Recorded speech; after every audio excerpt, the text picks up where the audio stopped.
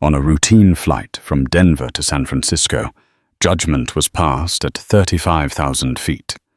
A flight crew, seasoned and cynical, saw a young black woman in the throes of a panic attack and chose mockery over compassion. They saw a fragile teenager, a snowflake, succumbing to the pressures of a little turbulence.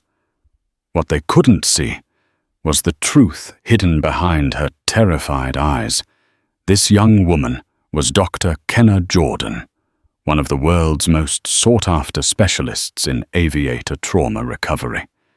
And she was on their plane for a reason that would soon bring their careers and their airline's reputation crashing down. The recycled air of Global Air Flight 732 tasted of plastic and faint disinfectant. Dr. Kenna Jordan, who looked a decade younger than her 27 years, settled into Seat 12B. Dressed in comfortable grey sweats and with her braided hair pulled back into a simple ponytail, she could have easily been mistaken for a college student heading home for a break. This anonymity was a small comfort, a shield she used in a world that often refused to see past her youth and the colour of her skin to the doctorate and the heavy expertise she carried. She was a master of the mind, specifically the minds of those who commanded multi-million-dollar machines through the unpredictable skies. She specialized in the unique brand of PTSD that could ground a pilot for life, the kind born from a lightning strike that fries an avionics panel, the sickening lurch of a microburst on final approach, or the chilling silence after a catastrophic engine failure. She could deconstruct a pilot's terror and rebuild their confidence neuron by neuron. Yet as the Boeing 737 taxied onto the runway, Kenna's own meticulously controlled mind began to fray at the edges. She wasn't afraid of flying. Statistically, she knew it was the safest form of travel. Her fear was something more specific, a ghost tethered to a single, terrible sound. The engine spooled up with a deep guttural roar. The plane vibrated, a living thing straining against its brakes before hurtling down the tarmac. Kenna closed her eyes, her knuckles white on the armrest. She began her breathing exercises, the same ones she taught decorated veterans of the sky. In through the nose for 4, hold for 7, out through the mouth for 8. The flight was smooth for the first hour. The seatbelt sign pinged off, and the cabin crew began their service with practiced, weary smiles. The lead flight attendant, a woman in her late 40s named Bellamy, moved with an air of bored authority. Her blonde hair was shellacked into a perfect helmet, and her name tag was pinned with military precision. She'd been flying for 22 years, and her patience for passengers had worn thinner than the complimentary napkins. Her junior colleague, a young man named Leo, with an eager-to-please grin, followed in her wake, pushing the beverage cart. Kenna kept to herself, a book open on her lap that she wasn't reading. Her focus was inward, maintaining a fragile peace. The flight was a necessary evil. She was heading to San Francisco for an emergency consultation with a senior captain for Global Air, a man whose career was hanging by a thread after a near disaster over the Pacific. The airline's vice president of flight operations, a man named Mr. Peterson, had called her personally. "You're our last hope, Doctor," he had said, his voice tight with desperation. The descent began 2 hours later. The familiar hum of the engines changed pitch. The captain's voice crackled over the intercom, announcing their initial approach into SFO. Kenna's heart began to hammer against her ribs. She knew what was coming. In for 4. Hold for 7. Out for 8. The plane banked, and the sprawling suburbs of the Bay Area tilted into view. Then came the sound. It was a loud hydraulic groan, followed by a resonant thump-clunk. as the landing gear locked into place. For 99% of the passengers, it was a routine noise, a sign that they were almost home. For Kenna, it was the screech of tearing metal. It was the sound from the simulation, the one that went wrong. The one where the gear failed to deploy, and the virtual jet on the screen in front of her had cartwheeled into a fiery, pixelated grave. She had been observing a pilot's assessment, but the catastrophic failure, even simulated, had triggered a dormant trauma from a car accident in her youth. The sound was the link, the key that unlocked the monster in her mind. Her breath hitched. The cabin walls seemed to press in the air, thinning to a sharp metallic vapor. Her vision tunneled. The calm, rational mind of Dr. Jordan dissolved, and in its place was a terrified young woman, trapped in a metal tube falling from the sky. A whimper escaped her lips. Her hands, slick with sweat, trembled violently. She fumbled for the air vent, twisting it until a weak stream of cold air ghosted across her face. It wasn't enough.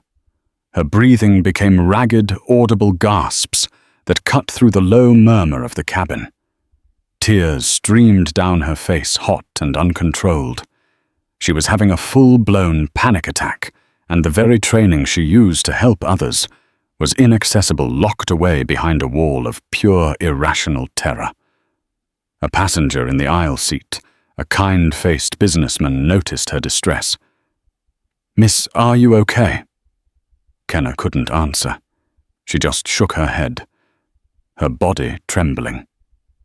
The man pressed the flight attendant call button. A moment later, Bellamy appeared, her expression a mask of annoyance. "Is there a problem here?" she asked, her voice clipped. "This young lady," the man said, gesturing to Kenna. "I think she needs help. She's having a panic attack or something." Bellamy's eyes scanned Kenna's form, the sweatsuit, the braids, the tears, the youthful face. Her lips curled into a barely perceptible sneer. She saw a dramatic kid, not a passenger in genuine distress. "Ma'am," she said, her tone dripping with condescension. "It's just a little turbulence. We're landing. You need to breathe." She spoke as if to a toddler having a tantrum. Kenna tried to speak, to explain, but only a choked sob came out. Bellamy rolled her eyes and turned back to the galley just a few feet away. Leo was there, arranging coffee pots.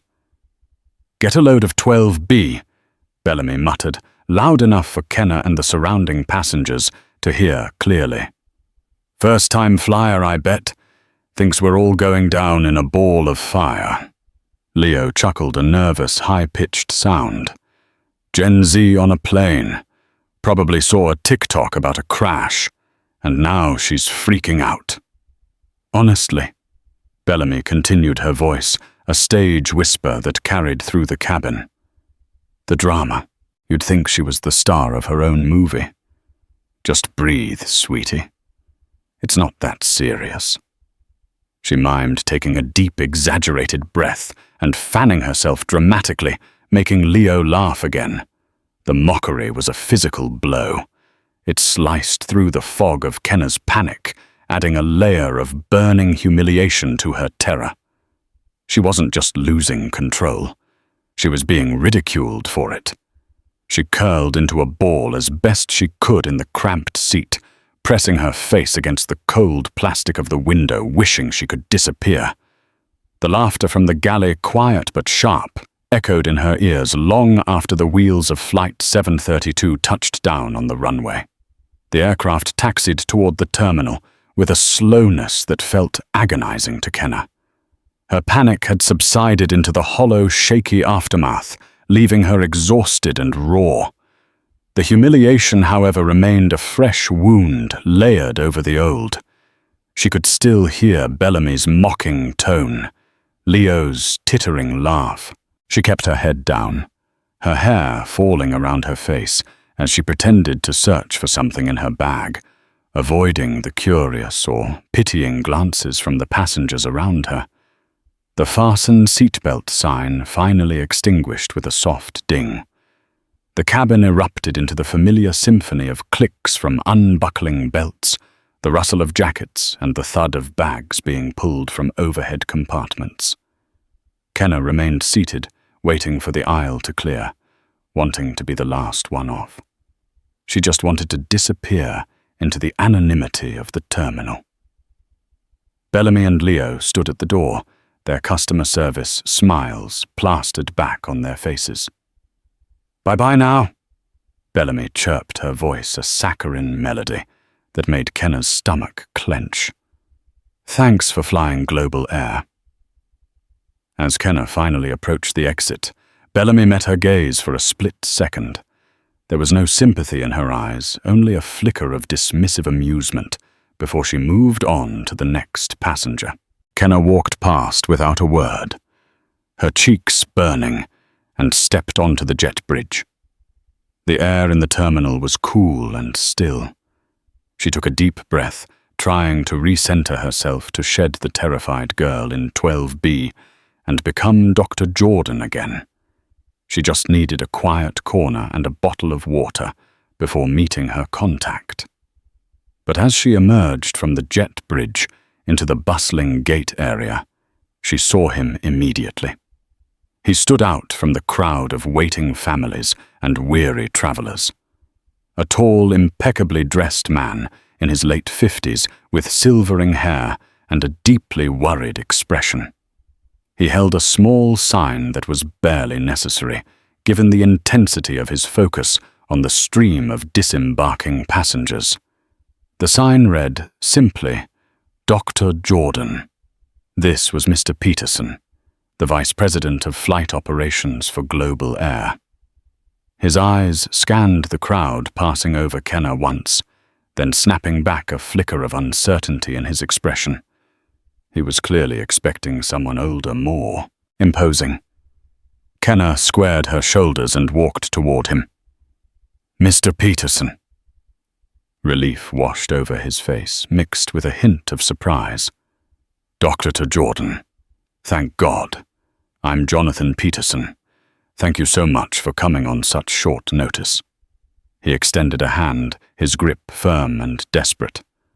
"Of course," Kenna replied, her voice still a bit hoarse. The situation sounded urgent, to say the least. Peterson said, his voice low. "We have a car waiting. Captain Miller is at a private lounge in the international terminal. We wanted to ensure complete discretion." As they spoke, Bellamy and Leo emerged from the jet bridge, laughing about something. Bellamy was mid-sentence when she saw the scene the young hysterical passenger from 12B, the one she'd openly mocked, shaking hands with one of the most powerful executives in the entire company. Bellamy's laughter died in her throat. Her smile froze, then melted away, replaced by a look of utter confusion. Leo stopped beside her, his own grin vanishing as he followed her gaze. They both stared, mouths slightly agape. Who was this girl? And why was the VP of Ops meeting her personally on the jet bridge like she was royalty? Peterson, noticing their gawking, turned his head slightly. His eyes, sharp and accustomed to command, narrowed on their uniforms and name tags. "Bellamy. Leo," he said, his tone suddenly glacial. "Is there a problem?" Bellamy snapped to attention, a deer caught in the headlights. No, sir. Mr. Peterson, no problem at all. Just finishing up." Peterson's gaze lingered on her for a moment, an unspoken question hanging in the air. He then turned back to Kenna, his professional warmth returning. But Kenna saw the switch. She saw the calculation in his eyes as he clocked the flight crew from her flight. "Right this way, Doctor," Peterson said, gesturing for her to walk with him. "We have a lot to discuss. The wellness of our pilots is our absolute highest priority." He emphasized the word wellness as he gave the two flight attendants one last hard look. Kenna walked beside him, her professional demeanor now fully restored. She didn't look back, but she could feel their eyes on her. She could feel the sudden dawning horror radiating from them across the polished terminal floor. Bellamy and Leo stood frozen, watching the young woman in the sweatsuit walk away with the company vice president. The pieces began to click into place with sickening clarity. The urgent tone of the executive, the doctor title, the talk of pilot wellness. This wasn't some random teenage girl. "Oh my God," Leo whispered, his face pale. "Who is she?" Bellamy didn't answer. She was replaying the last 30 minutes in her head, her sneering comment, her exaggerated mockery in the galley. Leo's stupid, echoing laugh. Every single passenger in the surrounding rows had heard them, and if they had heard, the man next to her, the one who tried to help, had definitely heard. A cold dread far more chilling than any turbulence washed over her. She had built her 2-decade career on a foundation of seniority and unimpeachable professionalism in the eyes of management. In the span of a few minutes, she hadn't just been rude to a passenger. She had mocked a VIP consultant, a specialist in mental health, in front of witnesses, while that specialist was experiencing the very kind of crisis she was hired to address.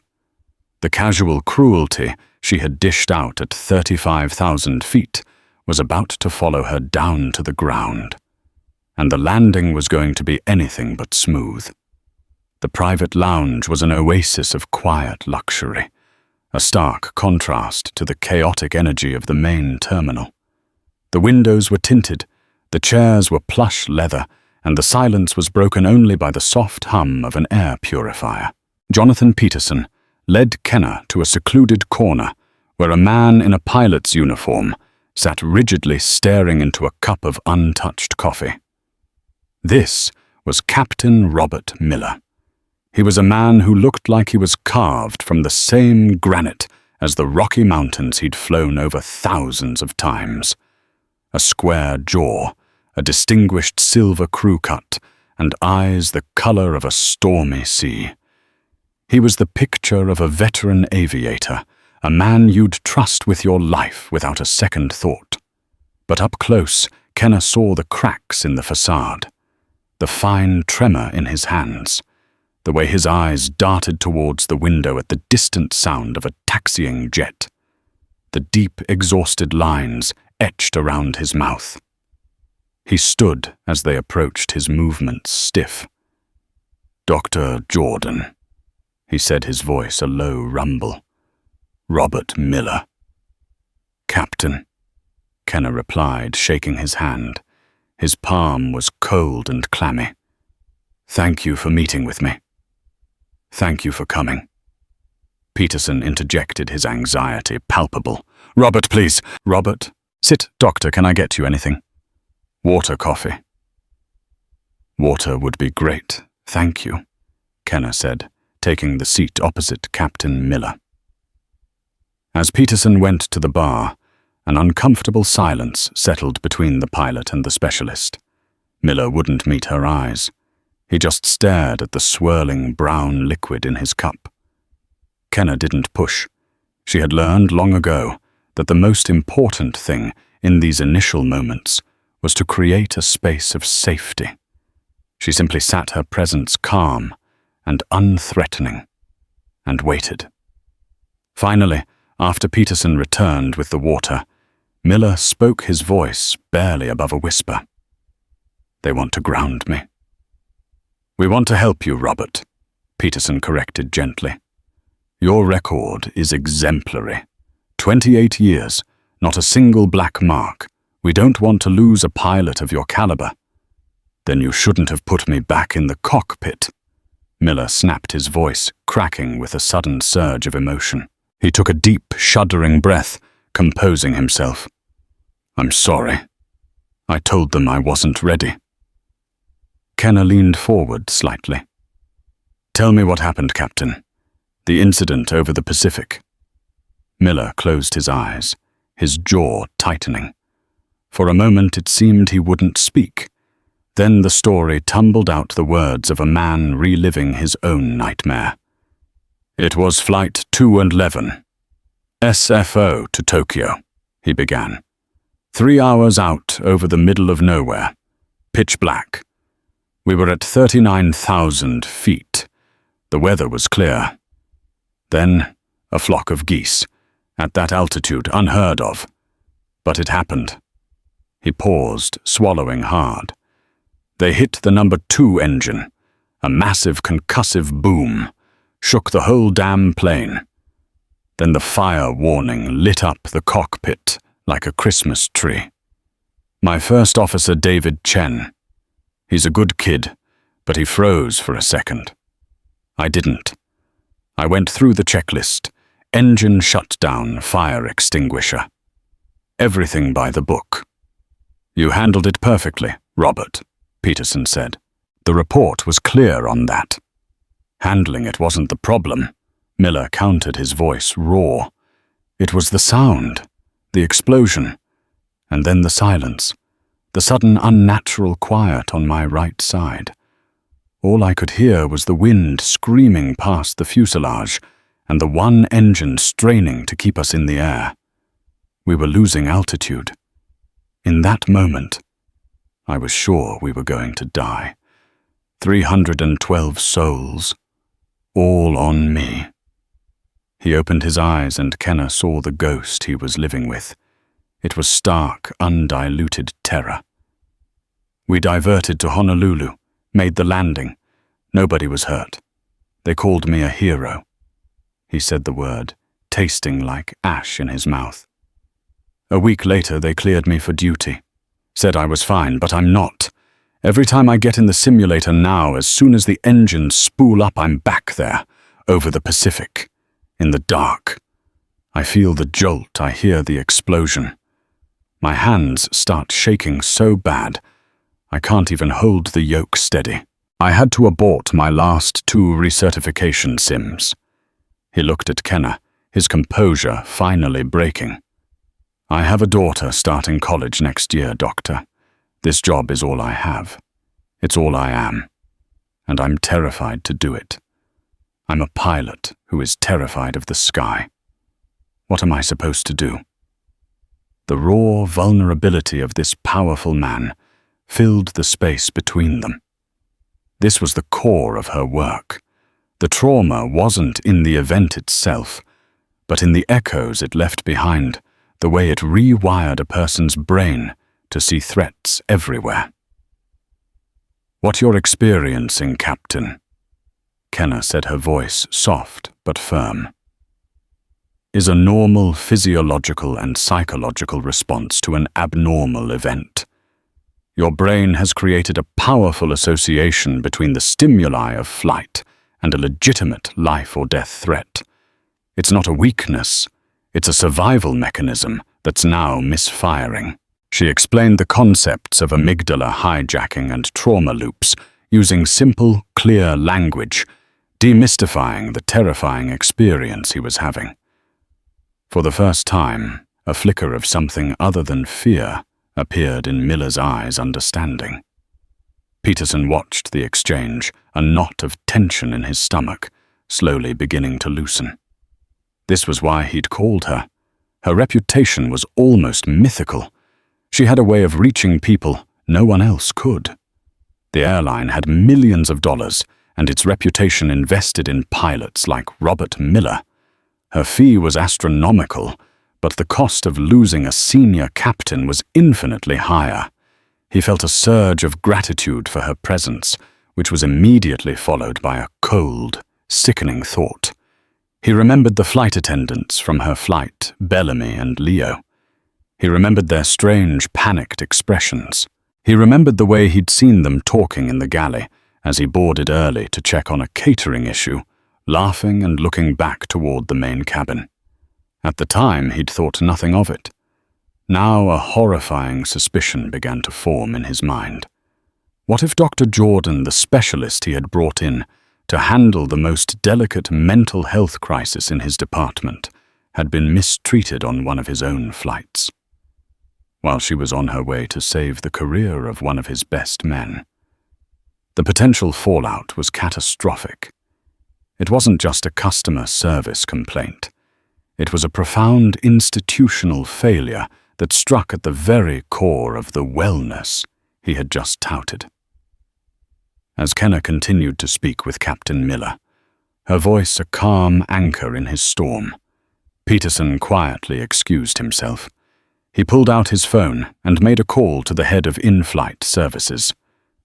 "Diane," he said, his voice low and dangerous. "I want the entire crew of Flight 732 from Denver in my office tomorrow morning at 0800 sharp. And I want you to pull the passenger manifest. I need the contact information for the man who was sitting in 12C. He was no longer just concerned about Captain Miller. He was now on the hunt for a rot that he feared had taken root within his own company, and he was going to tear it out. The next morning, the 34th floor executive wing of Global Air's headquarters felt like a pressurized cabin. The air was thin and cold. Jonathan Peterson stood by his panoramic window, watching the endless ballet of aircraft taking off and landing at SFO. But his mind was far from the beauty of the scene. On his desk lay a preliminary incident report, a transcript of a phone call and a steaming cup of black coffee he hadn't touched. At precisely 8:00 a.m., his assistant buzzed. "Bellamy Jensen and Leo Valdez are here, sir." "Send them in," he said, turning from the window. Bellamy and Leo entered the office, their crisp uniforms looking more like costumes of confidence they no longer felt. The swagger Bellamy usually carried was gone, replaced by a rigid posture of defensive anxiety. Leo looked like a schoolboy about to be expelled, his gaze fixed on the plush carpet. "Sit," Peterson commanded, gesturing to the two chairs opposite his massive mahogany desk. The word was not an invitation.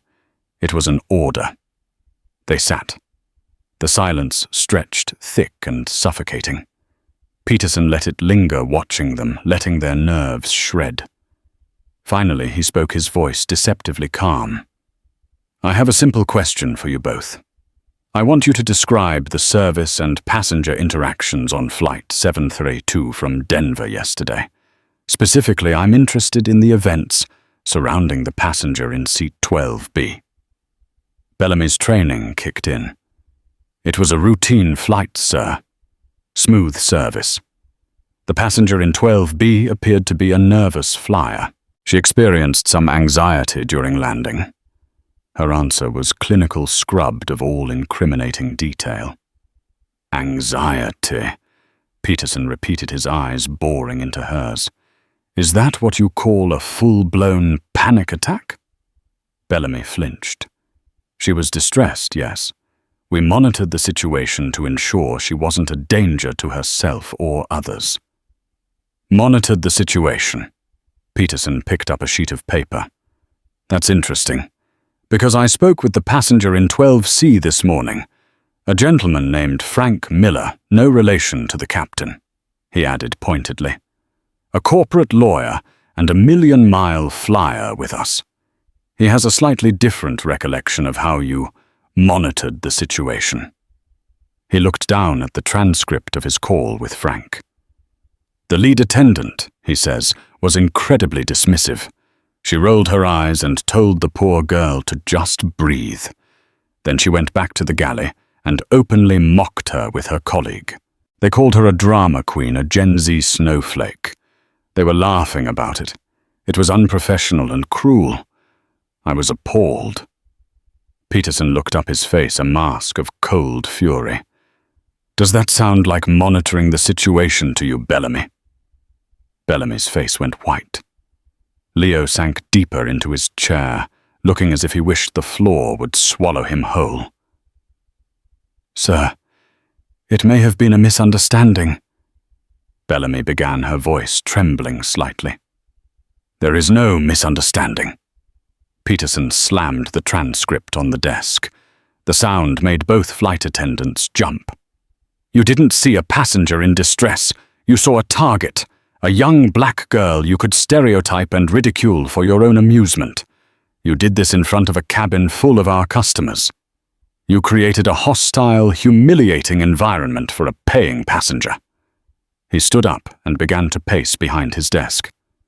"But it gets so much worse for you. Do you have any idea who the passenger in 12B was?" They both shook their heads, their eyes wide with fear. "Her name is Dr. Kenna Jordan," Peterson said, stopping to lean his knuckles on the desk, his voice dropping to a menacing whisper. "She is a leading specialist in neuropsychology and trauma recovery. Specifically, she is a consultant for the Department of Defense, the FAA, and now for this airline. She works with fighter pilots who have been shot down and commercial pilots who have survived catastrophic failures. She is one of the foremost experts in the world on the very kind of panic and trauma responses you witnessed." The blood drained from Leo's face. Bellamy let out a small, strangled gasp. "I brought Dr. Jordan here on an emergency basis to save the career of one of our most senior captains," Peterson continued, his voice rising with controlled rage. "I put her on that flight.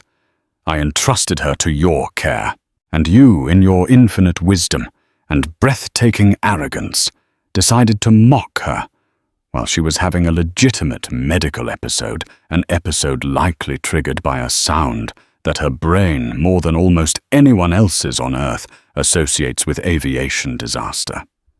He let the weight of his words settle in the room. "Your behavior wasn't just unprofessional. It was an act of corporate sabotage. It was a slap in the face to every single employee at this company who genuinely cares about passenger well-being. It jeopardized a critical consultation that affects the safety and stability of our entire flight operations." He finally returned to his chair, his demeanor shifting from rage to icy finality. "You are both suspended effective immediately. Hand over your company IDs and access badges before you leave this office. You will be contacted by Human Resources regarding the next steps of this formal investigation, and I assure you it will be thorough." Bellamy finally found her voice, a desperate, pleading squeak. "Mr. Peterson, I have been with this airline for 22 years. I have a perfect record." "No," Peterson countered coldly. "You have a 22-year history of not getting caught. Your seniority doesn't grant you a license for cruelty. Now get out of my office." They stumbled out, utterly broken. The door clicked shut, leaving Peterson alone in the silence. He felt no satisfaction, only a profound sense of anger and disappointment. The incident exposed a sickness he hadn't seen, a complacency and lack of empathy that had festered under his nose. His next call was to Dr. Jordan. "Doctor," he said when she answered. "Jonathan Peterson, I am so profoundly sorry. I've been made aware of the conduct of the crew on your flight yesterday. It is inexcusable, and I want to assure you that we are taking it with the utmost seriousness." There was a pause on the other end. When Kenna spoke, her voice was calm and measured, devoid of the panic from the day before. "Mr. Peterson, I appreciate the call. My primary concern right now is Captain Miller." "Of course," he said, humbled by her professionalism. "But your well-being matters. The crew has been suspended pending a full investigation. Their conduct was beyond the pale. We will support whatever course of action you feel is appropriate." "I see," Kenna said slowly, processing the information. "I may need to speak with them, particularly the lead flight attendant." Peterson was taken aback. "You want to speak with her, doctor? You are under no obligation." "I understand," Kenna interrupted gently. "But this incident, It's become more than just a case of poor customer service. It's a data point, a symptom of a much larger problem. And if we're going to fix the problem for your pilots, we might need to understand the ignorance that allows this kind of thing to happen in the first place. Peterson was silent for a moment, stunned by her capacity to turn a personal humiliation into a teachable moment. She wasn't seeking revenge. She was seeking to understand the root of the problem, to dissect it with the same clinical precision she applied to a pilot's trauma. In that moment, he knew he hadn't just hired a consultant. He had stumbled upon someone who might be able to change the entire culture of his airline. "Whatever you need, doctor," he said, his voice filled with a newfound respect. "You'll have it." 2 days later, Bellamy Jensen found herself in a place she never imagined she'd be: a sterile, anonymous conference room in a budget hotel near the airport, a location chosen for its neutrality. She had been summoned by HR for what she was told was a mediation session as part of the ongoing investigation. She had spent the last 48 hours in a state of suspended terror, her career of 2 decades hanging by a single fraying thread. She expected to face a panel of HR representatives and stern-faced union reps. She did not expect the door to open and for Dr. Kenna Jordan to walk in alone. Kenna was no longer the frightened girl in the sweatsuit. Today she wore a tailored navy blue blazer, charcoal slacks, and low heels. Her hair was styled professionally, and her expression was calm and unreadable. She carried a leather portfolio and moved with an aura of quiet authority that seemed to suck all the air out of the room. She looked every bit the high-level consultant she was. Bellamy stood up instinctively, her heart pounding. "Dr. Jordan." "Ms. Jensen," Kenna said, her voice even. "Please sit." Kenna took the seat opposite her at the small table. She opened her portfolio but didn't look at it. Her focus was entirely on Bellamy. "I requested this meeting," Kenna began, "because I believe there are things that need to be said outside the confines of a formal HR investigation." Bellamy's hands were clammy. She clasped them in her lap. I want to apologize," she stammered. "My behavior was unprofessional. There's no excuse."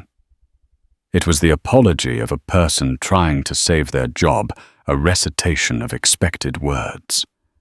Kenna held up a hand, a gesture that was not unkind, but clearly stopped the scripted apology in its tracks. "I'm not here for an apology, Bellamy. I'm here for an explanation. Not for me, but for yourself. I want you to tell me what you saw when you looked at me in seat 12B. The question caught Bellamy off guard. I saw a passenger who was afraid of flying." "No," Kenna said, her gaze unwavering. "Be more specific. Be honest. What did you see?" Bellamy hesitated, the silence stretching. The truth was ugly, and she knew it. "I saw a kid," she admitted, her voice dropping. "A young girl getting hysterical over nothing. I thought she was being dramatic." "You thought she was being dramatic," Kenna repeated softly. "You saw a young black woman, and you made an assumption. You defaulted to a stereotype, the emotional, overly dramatic girl who couldn't handle herself.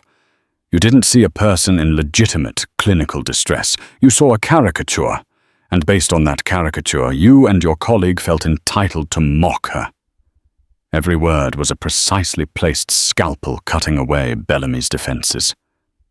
"Do you know what a panic attack feels like, Bellamy?" Kenna asked, her tone shifting from analytical to instructive. "It's not drama. It's a physiological betrayal. Your sympathetic nervous system floods your body with adrenaline because your brain is screaming that you are about to die.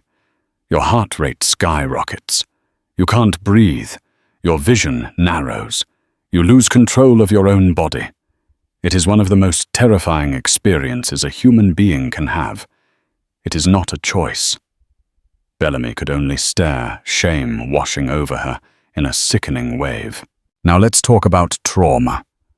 Kenna continued, her voice gaining an edge of intensity. The people I work with, the pilots you fly with, every day are masters of control. Their entire profession is about maintaining a calm, logical exterior while managing immense risk. But they are human, and trauma can shatter that control in an instant. It can be triggered by a sound, a smell, a vibration, a sound like, for instance, the locking of landing gear. Bellamy visibly paled as the final piece of the puzzle clicked into place for her. The captain of your flight home could be a man like Robert Miller. Kenna said, her voice low and powerful. A man who is a hero, who saved over 300 lives, but who is now haunted by the sound of an engine exploding. A man whose career and identity are on the line because his brain is replaying his worst nightmare every time he steps into a cockpit.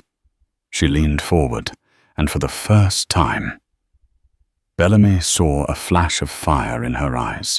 Imagine that man is a passenger on your flight, not in uniform. He's flying to see his family, trying to feel normal again. The landing gear deploys and he has a panic attack just like mine. And the flight crew, the very people who are supposed to be trained for medical emergencies, stand in the galley and laugh at him. They call him weak. They call him a drama queen. She let the scenario hang in the air. What do you think that does to him? To his recovery?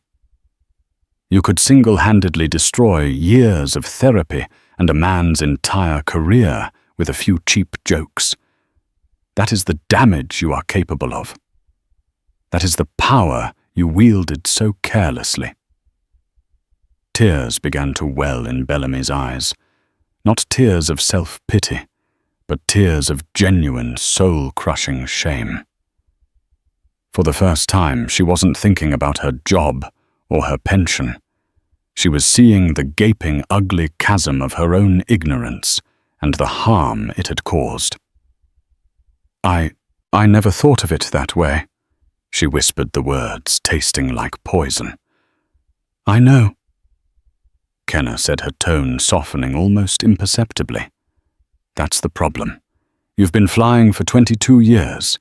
You've become desensitized. You see passengers not as people with complex inner lives, but as a series of problems to be managed, the drunk in 21C, the fussy baby in 8A, the nervous flyer in 12B. You've lost your empathy. Kenna sat back, her point made. The room was silent, except for Bellamy's quiet, hitching sobs. Mr. Peterson is prepared to terminate you, and he would be well within his rights to do so, Kenna stated calmly. What you did was grounds for immediate dismissal. However, I am going to make a recommendation to him. Firing you solves the problem of Bellamy Jensen. It doesn't solve the problem of the hundreds of other Bellamys in this airline and across the industry. Bellamy looked up, confused, a glimmer of hope warring with her despair. I am going to recommend that your termination be held in abeyance, Kenna said. On one condition, that you and Leo become the first two participants in a new mandatory training protocol I will be designing for Global Air. It will be an intensive months-long program focused on trauma recognition, de-escalation, and empathetic response. It will involve simulation sessions with psychologists and direct testimony from passengers and crew who have experienced traumatic events. It will be the hardest training you have ever endured, and you will not get your wings back until I personally sign off on your certification. It wasn't a pardon. It was a sentence, but a sentence of education, not banishment. It was a chance, however slim, at redemption. Why? Bellamy asked, her voice thick with emotion. "Why would you do that for me?" Kenna looked at her, her expression holding a universe of meaning. "Because I'm not in the business of punishment, Bellamy. I'm in the business of recovery. And it seems to me that your empathy is just as grounded as Captain Miller's courage. My job is to see if both can be taught to fly again." The main boardroom at Global Air Headquarters was a place where careers were made and broken. It was a room of quiet power, dominated by a long, polished table that reflected the nervous faces of those summoned to it.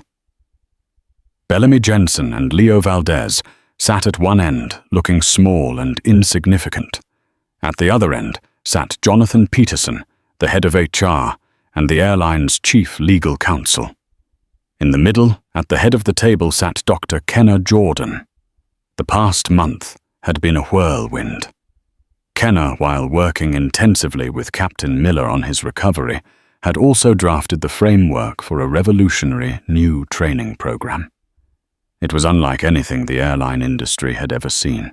It moved beyond the standard, "here's how to handle a disruptive passenger," and into the complex, nuanced world of human psychology. She had named it the Aviation, Compassion and Response Engagement Protocol, or ACRE. But internally, everyone was already calling it the Jordan Protocol. Peterson cleared his throat, the formal meeting beginning. "We are here today to deliver the final disposition regarding the formal complaint filed against flight attendants Bellamy Jensen and Leo Valdez. After a thorough investigation, we have found that your conduct on Flight 732 was in gross violation of company policy, demonstrated a stunning lack of professional judgment, and failed to meet even the most basic standards of passenger care. The recommendation from this board was for immediate termination." Bellamy and Leo flinched, the words landing like blows. "However," Peterson continued, turning his gaze toward Kenna, "we also received a separate recommendation from Dr. Jordan, a recommendation that we have, after much consideration, decided to adopt." He slid 2 thick binders across the table toward them. "Dr. Jordan has argued that termination is a simple solution to a complex problem. It removes the individuals, but does not address the underlying cultural issue. Therefore, your employment is not being terminated today. It is being suspended indefinitely, contingent on your successful completion of the ACRE protocol." Leo opened the binder, his eyes wide, as he scanned the table of contents. It was a brutal schedule. 6 weeks of intensive classroom work on the neurology of fear and trauma. Role-playing scenarios with actors trained to simulate everything from a PTSD flashback to a grief-stricken passenger. Mandatory sessions with a staff psychologist. It concluded with a final evaluation simulation, a flight in the full-scale cabin simulator where they would be tested on everything they had learned. The pass-fail condition was absolute. Was this program? Kenna spoke for the first time, her voice filling the room with quiet authority. "Is not a punishment. It is an opportunity. You will learn to recognize the subtle signs of psychological distress. You will learn the difference between anxiety and a panic attack. You will learn de-escalation techniques grounded in neuroscience, not just customer service scripts. You will sit down with pilots who have survived near disasters and listen to their stories. You will listen to passengers who have been mistreated, misunderstood, and marginalized on our aircraft. You will learn to see the human being, not the seat number." She looked directly at Bellamy. "Your 22 years of experience, Bellamy, have taught you the mechanics of your job. This program will teach you the meaning of it. You will be the test case. If you can learn, anyone can. If you fail, you will be an example of why this program is so necessary." The karma was not a simple firing. It was harder, more profound. Bellamy wasn't just losing her job. She was being forced to dismantle and rebuild her entire professional identity under the guidance of the very person she had victimized. She would have to confront her biases, her arrogance and her ignorance day after day, week after week. Her path back to the sky was not through a union grievance, but through a deep personal reckoning. Her career was now entirely in Kenna Jordan's hands. For Leo, who had followed Bellamy's lead, it was a chance to find his own moral compass. The choice was clear. Embrace this brutal education and become a better flight attendant and a better person, or walk away and carry the shame of his actions forever. The first session is Monday at 0800, Kenna concluded, closing her portfolio. Don't be late. As the meeting adjourned, a separate story of recovery was unfolding across the bay. In a flight simulator, Captain Robert Miller sat in the captain's seat, with Kenna in the observer's chair behind him. He was flying the final leg of the SFO Tokyo route, the one from his trauma. "Okay, Robert," Kenna said softly through his headset. "We're approaching the point of the incident. I want you to focus on your breathing. Anchor yourself to the feel of the controls in your hands. You are here. You are safe." His knuckles were white, but he was breathing steadily. "I'm okay, Doc. I'm okay." As they passed the virtual waypoint, the simulator remained quiet. There was no sound of a bird strike, no jolt of an engine failure. There was only the calm, steady hum of the engines and the voice of air traffic control. He flew through the ghost, and it did not touch him. He landed the simulated Boeing 777 perfectly at Narita International Airport. As the plane came to a stop, he let out a long, shuddering breath he seemed to have been holding for months. He took off his headset and turned to look at Kenna, tears of relief shining in his eyes. "I did it," he whispered. "You did it, Captain," Kenna said, a genuine smile gracing her lips. "Welcome back." The karma wasn't just about punishment for the crew. It was about healing for the pilot. While Bellamy and Leo were beginning their grueling journey of forced introspection, Robert Miller was ending his emerging from the darkness, ready to fly again. The ripples of that one flight, of that one moment of cruelty, were reshaping lives in ways no one could have predicted.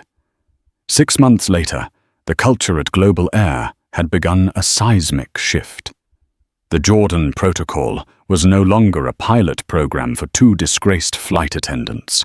It was now a mandatory certification for every single new hire and a required recurrent training for all 8,000 of the airline's in-flight crew members. Dr. Kenna Jordan, initially brought in for a single consultation, now held a permanent advisory role, her influence reshaping policy from the ground up.